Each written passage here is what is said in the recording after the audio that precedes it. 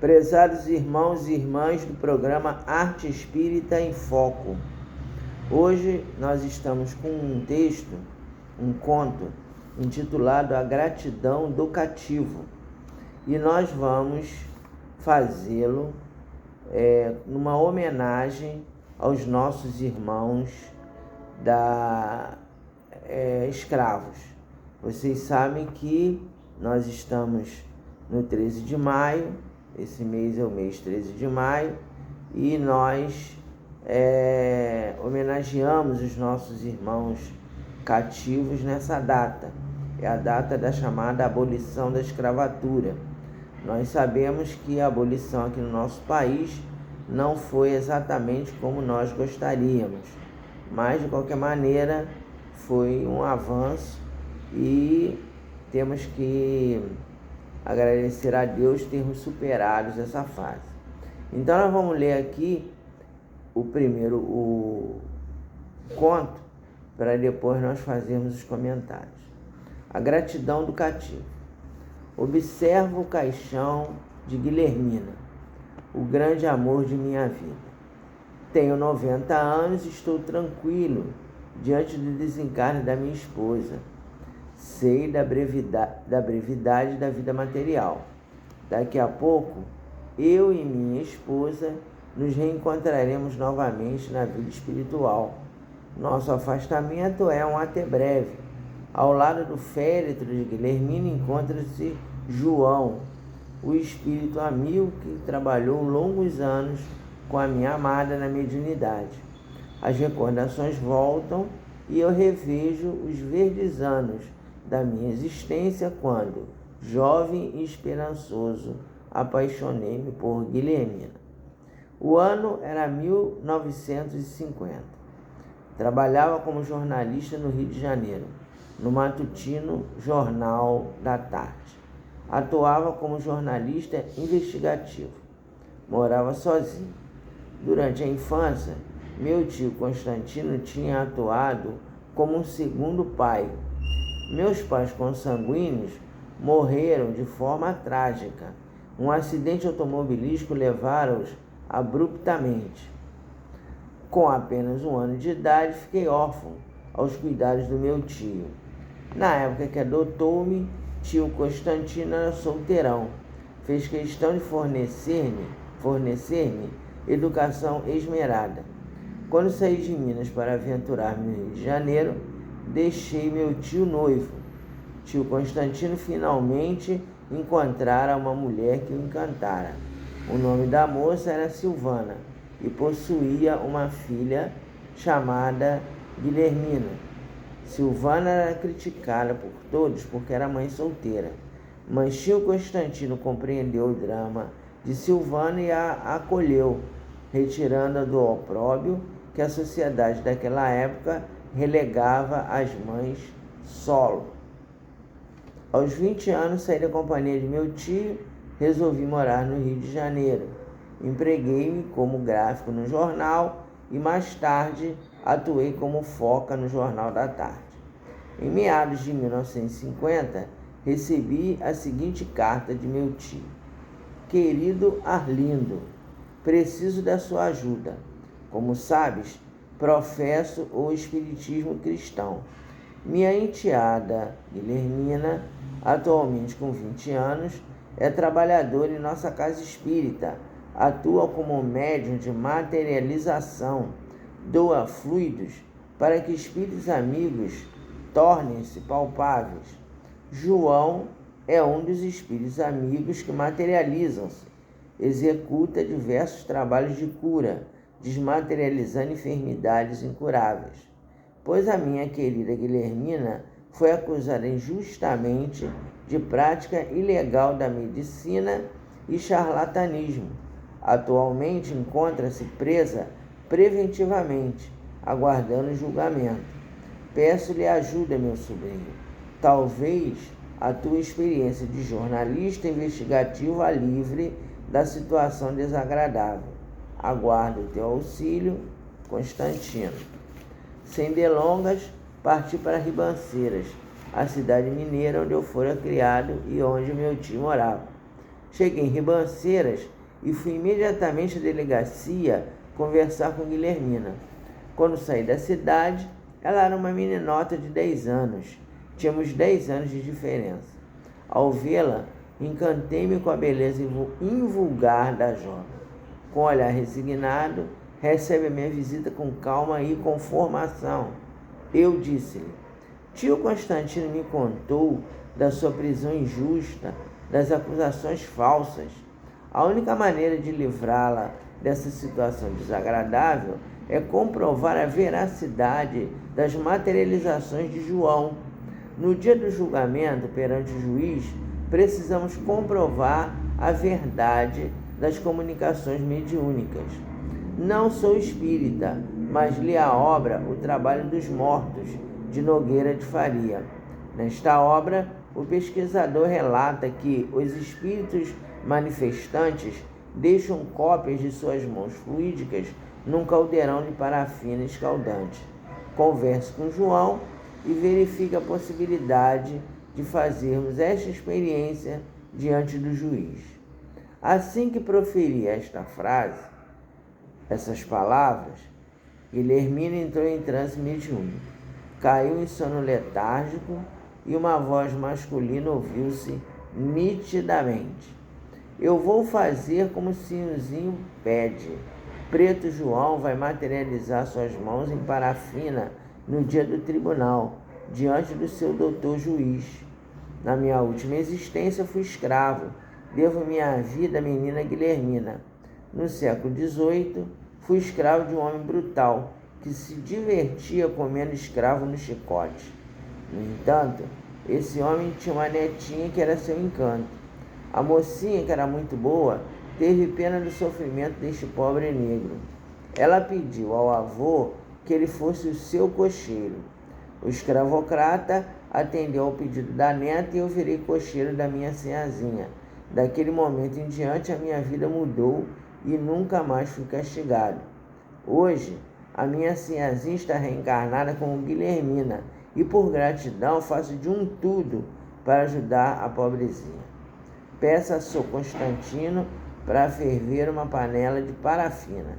Eu vou meter minhas mãos na parafina fervente, materializar para mostrar ao juiz. A dispôs, falo com a Adelaide que está mentindo. Pode contar com esse negro desvalido. A voz cessou, Guilhermina saiu do transe mediúnico. Esgotada, pediu para ser levada novamente para sua cela. Antes de levá-la, o guarda que a conduziu disse-me: as presas estão com medo dessa jovem. No dia que ela foi detida, uma das presas quis bater nela. Quando a pancadaria ia começar, essa mesma voz que a gente ouviu agora avisou: quem encostar num fio de cabelo dessa minha menina vai se ver comigo. Não se atrevam, ninguém encosta um dedo nela. O guarda benze-se. Credo cruz, isso é coisa do demo. Bem que o padre Severino fala que essa gente espírita tem parte com Satanás. Isso só pode ser artimanha do capiroto. Saí da delegacia, escrevi um artigo para o Jornal da Tarde e pedi a vinda de repórteres para acompanharem in loco o julgamento. A notícia espalhou-se. A cidade encheu-se de repórteres de diversos jornais. No dia do julgamento, um distraído defensor público não acrescentou provas convincentes que não sentassem Guilhermina. O promotor público caiu de pau em cima da médium, ressaltando a tese do charlatanismo e a prática ilegal da medicina. A certa altura do julgamento, pedi licença ao juiz. Senhor juiz, sou primo da vítima e gostaria de apresentar-lhe provas concretas de que essa menina é médium e não é charlatã. Tio Constantino, traga a parafina, por favor. Meu tio entrou no tribunal com uma panela fervente de parafina derretida. Ele ficara lá fora preparando a substância num fogareiro colocado nas proximidades do tribunal. Assim que eu solicitei a sua intervenção, ele correu até o local onde se encontrava a parafina fervente, voltou com o preparado. Tio Constantino depositou a panela numa mesa em frente à médium. Imediatamente, Guilhermina entrou em sono letárgico, e antes que o juiz proferisse qualquer protesto desfavorável, 2 mãos fluídicas flutuaram acima da cabeça dos presentes. Os repórteres acionaram suas máquinas fotográficas, registrando o fenômeno. As 2 mãos fluídicas mergulharam na parafina escaldante e luvas de parafina moldada saíram de dentro da panela. Elas flutuaram e pousaram suavemente sobre a mesa do juiz. Em seguida, ouviu-se uma voz masculina no interior da sala do tribunal. Adelaide, revele ao juiz a mentirada que vosmecê contou, instigada por Padre Severino, que é inimigo ferrenho do espiritismo. Ele te pagou para a morte de vosmecê contar uma caluniada medonha, e eu sei que o dinheiro está aí dentro do seu decote. Quer ver, senhoras e senhores? Adelaide era a mulher que acusara Guilhermina, afirmando que a saúde do seu filho piorou após a intervenção de cura no centro espírita. Ela usou o próprio filho para obter dinheiro ilícito. João a envolveu em energias fluídicas, provocou o rompimento dos botões da blusa de Adelaide. Enfiado no sutiã, surgiu um volumoso maço de notas. Apavorada, Adelaide abandonou a sala gritando: a culpa é do Padre Severino, ele que me pagou para eu mentir. Adelaide ficou tão nervosa que as notas caíram do sutiã e espalharam-se pelo chão. Adelaide não teve coragem de recolhê-las novamente. Envergonhado, Padre Severino também abandonou a sala do tribunal. Pressionado pelos fatos, fotografado pelos repórteres que acompanhavam o julgamento, o juiz encerrou imediatamente o caso, declarando a inocência de Guilhermina. Padre Severino fechou a igreja, mudou de paróquia. Adelaide mudou-se de Ribanceiras, nunca mais foi vista. E eu comecei a namorar Guilhermina, casando-me com ela 3 anos depois. Ela tinha 23 anos, eu 33. Fomos casados durante 57 anos. Tivemos 5 filhos, 2 netas, 3 bisnetos. Não voltei ao Rio de Janeiro. Fundei um jornal local intitulado Diário de Ribanceiras, financiado pelos comerciantes locais. Guilhermina trabalhou mediunicamente com João até 70 anos. E hoje, que Guilhermina já se foi, eu vejo João ao lado do seu caixão e ele fala: se preocupa não, senhorzinho. Daqui a pouco vosmecê Tomém tá de volta. Até lá, deixa que cativo desvalido tomar conta da sinhazinha. O caixão baixou o túmulo e eu disse até breve a minha esposa. Bem, então, meus irmãos, aqui nós temos elementos de mediunidade de cura, mas a gente não gostaria de focar na mediunidade de cura dessa vez, né? A gente viu aí que houve uma materialização, tem a citação do livro O Trabalho dos Mortos, Nogueira de Faria, mas o nosso foco nesse vídeo é ressaltarmos a importância da estatura espiritual de uma grande parte de escravizados que vieram para o Brasil e auxiliar a nossa nação a se tornar o que é atualmente. A gente sabe que entre 1536, que foi mais ou menos o ano em que os primeiros negros cativos chegaram aqui no nosso país. Em 1888, então, é uma média de 300 anos, quem trabalhava era um escravo. O português, o branco português, quando chegou aqui no Brasil, ele tentou escravizar o índio, mas o índio ele conhecia a terra E o índio não queria ficar na sua própria terra sendo escravo. Então o que ele fez? Ele fugiu para o interior do Brasil. Naquela época o Brasil era inexplorado, a gente sabe que até hoje ainda existem regiões do Brasil que são desconhecidas.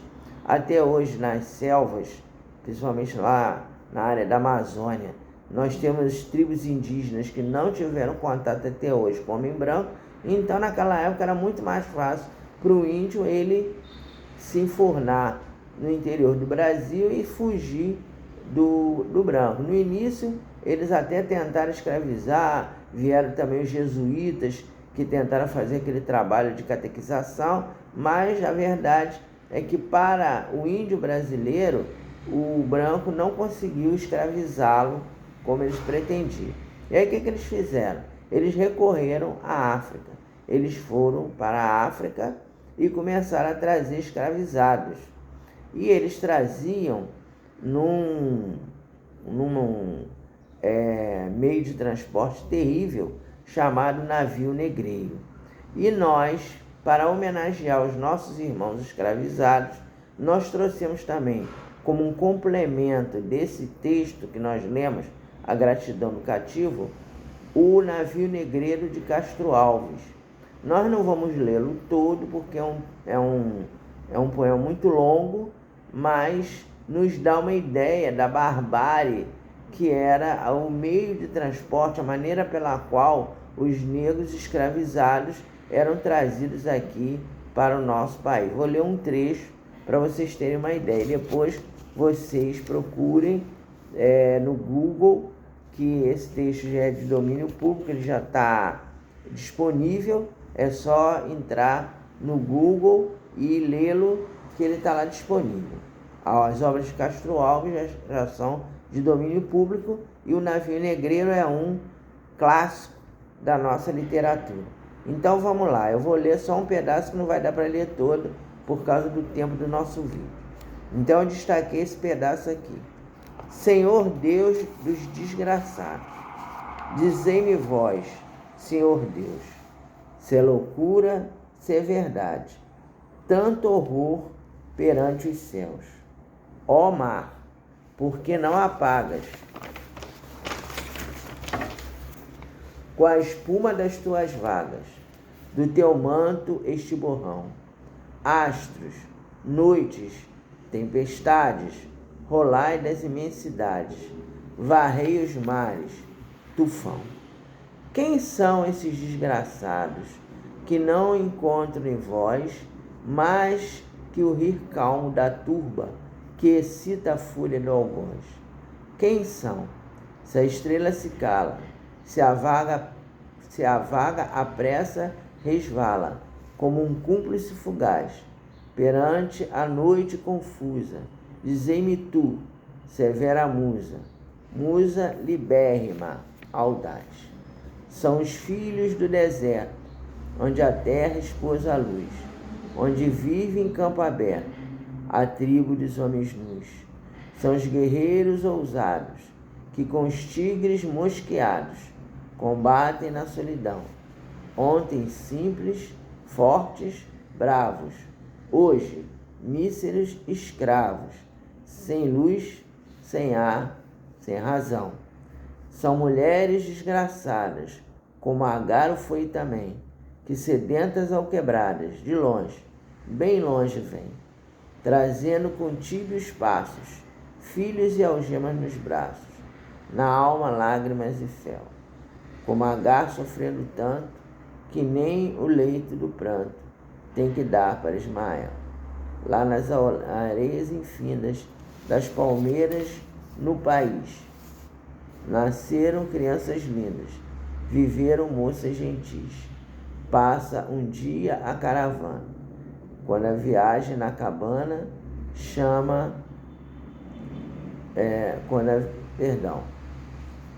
nasceram crianças lindas, viveram moças gentis. Passa um dia a caravana, porque eu estou emocionado, eu não estou conseguindo ler direito, mas eu vou tentar ler aqui. Nasceram crianças lindas, viveram moças gentis. Passa um dia a caravana, quando a virgem na cabana cisma da noite nos vemos. Adeus, ó choça do monte, adeus, palmeiras da fonte, adeus, amores, adeus. Depois o areal extenso, depois o oceano de pó, depois o horizonte imenso, desertos, desertos só, e a fome, o cansaço, a sede, ai, quanto infeliz que cede, e cai para não mais se erguer. Vaga um lugar na cadeia, mas o chacal sobre a areia acha um corpo que roer.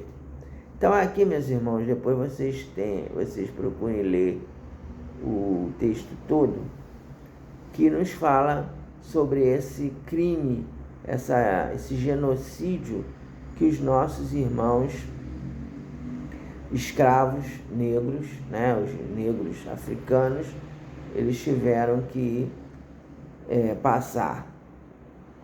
E vocês vejam que hoje no mundo espiritual a maioria deles compõe uma falange maravilhosa chamada de pretos velhos, que trabalha tanto na Umbanda, como no Candomblé, como no Espiritismo. A gente tem que abrir o nosso pensamento e não ficar preso, não, é só preto velho, só dá passividade na Umbanda. O preto velho só dá passividade em determinados círculos espiritualistas. Não, a falange dos pretos velhos trabalha em todos os segmentos religiosos, né? A gente, aqui na nossa casa espírita, nós temos a reunião mediúnica e em inúmeras ocasiões os nossos irmãos africanos, eles comparecem e nos auxiliam para os trabalhos que serão realizados.